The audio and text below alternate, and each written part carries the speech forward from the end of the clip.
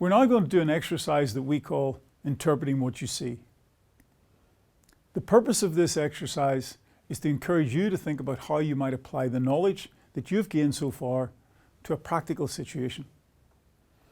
As we've seen in the previous modules, the state has several obligations in relation to facilitating peaceful assemblies.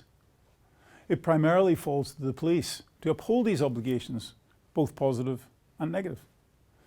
Therefore, as an assembly monitor, a key part of your role will be to observe the actions of the police, to record what you see and hear, and to interpret their actions within the framework of the key principles for policing assemblies.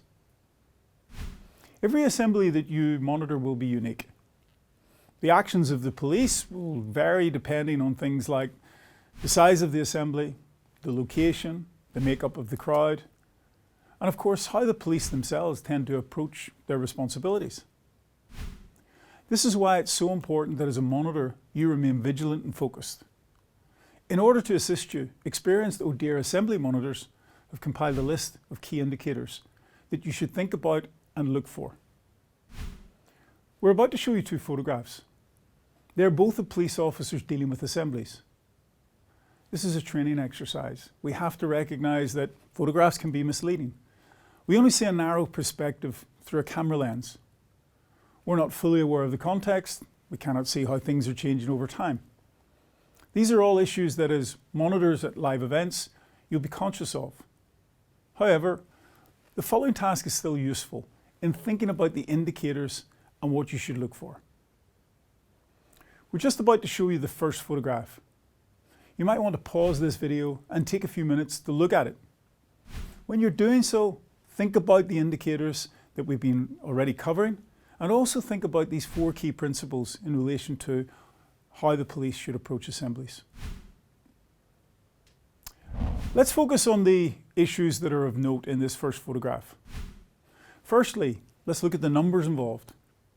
While we cannot see exactly how many protesters or police there are, it does look like quite a heavy police presence considering the number of protesters who are in the shot.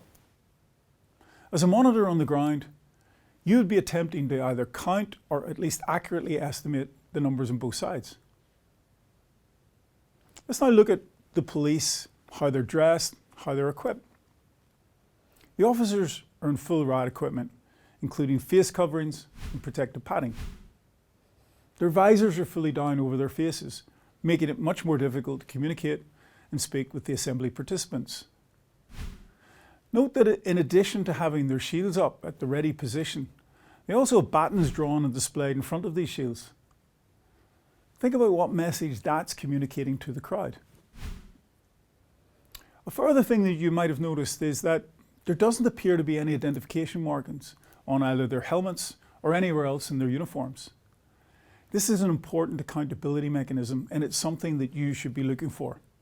So let's now contrast this with the demeanour of the crowd. What did you notice about the protest?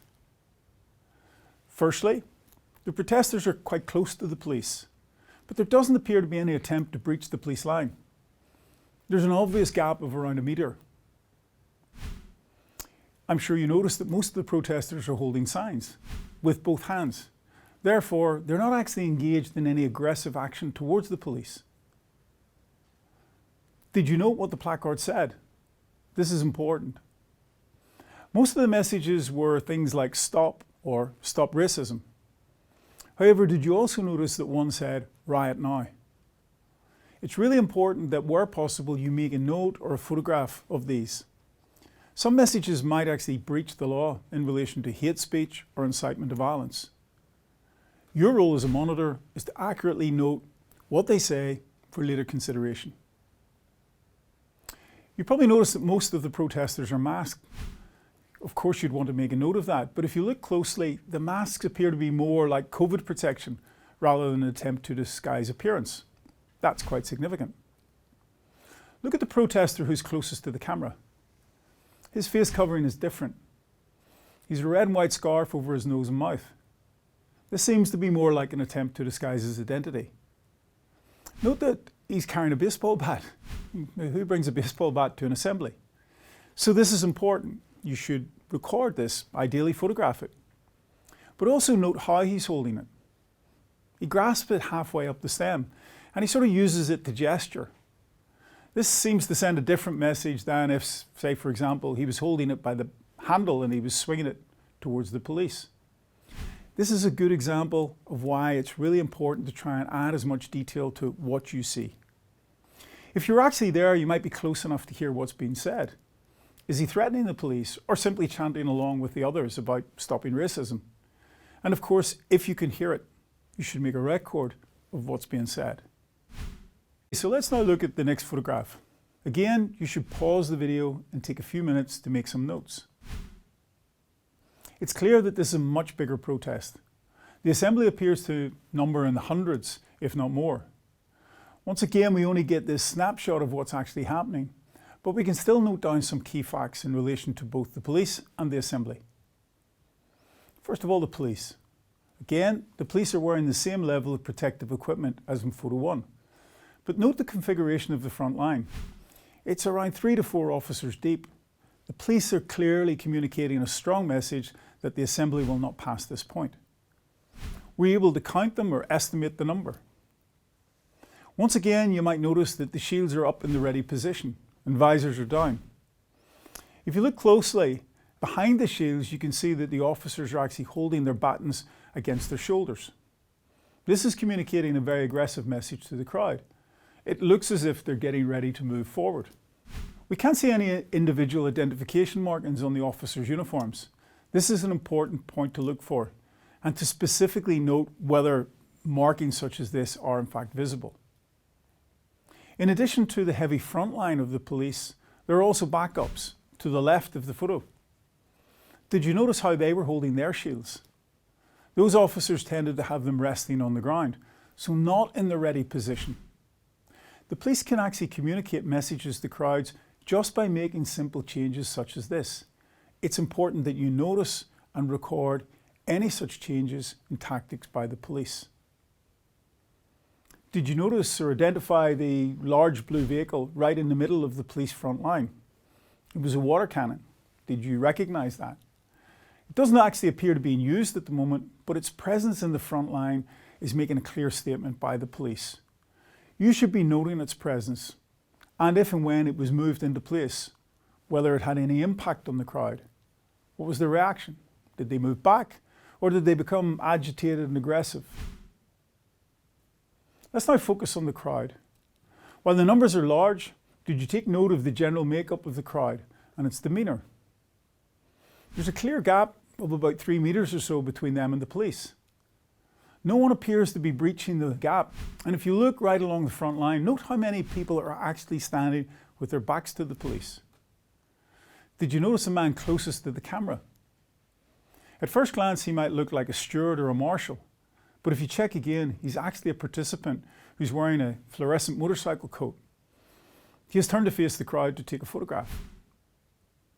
There are several women and children at the front of the assembly, including one young girl who's taking a photograph of the police. While the presence of women or children doesn't guarantee a peaceful assembly, it's quite unusual for a violent crowd to have such a makeup. On the whole, the front line of the assembly appears relatively relaxed. We can see that many of the participants are talking to each other rather than focused on the police. Let's change our focus a little. I want you to now look at 2 photographs which are displayed side by side. At first glance, they appear to be very similar, but I want you to focus on the markings on the police helmets. Make a written note of what those markings are, and again, you might want to pause the video here. Now that you've looked at the images, what do you think the purposes of the markings are? In the first image, we see the back of a police officer's helmet. You can clearly see the characters 07-E. They're displayed prominently against the yellow background. The purpose of these markings are for what we call command and control. They're on the back of helmets. This is because they're not intended to be seen by the crowd. They're there so that the team leader of the police unit can quickly see which officers belong to them. Often when police deploy in heavy public order equipment, there will be a lot of them. And of course they all look the same, especially from the back. So these markings don't relate to individual officers. They identify teams or units. Therefore, you might expect to see 5 or 6 officers, all with the same designation of 07-E, because they all belong to the same unit or subunit, and they should be standing beside each other. The marking helps their commander make sure that they are. In the second image, you can see the front of a helmet. If you look closely, just above the word police, there's a number, 14457. Hopefully you noted that. This number is for individual identification. It's a unique number that's linked to a single officer. The purpose of this marking is for individual identification and accountability. When officers are deployed in full public order equipment, they can appear very anonymous. It's therefore an important measure of good practice that they should have such identification markings clearly displayed. And this is something that as a monitor, you should be careful to look for and note. The last 2 photographs show the police dealing with assemblies in a very different way to the ones we looked at earlier. While there is often a perception that when it comes to assemblies, police officers will be dressed in protective equipment, such as we've seen in the earlier photographs, the reality is that assemblies are overwhelmingly likely to be peaceful.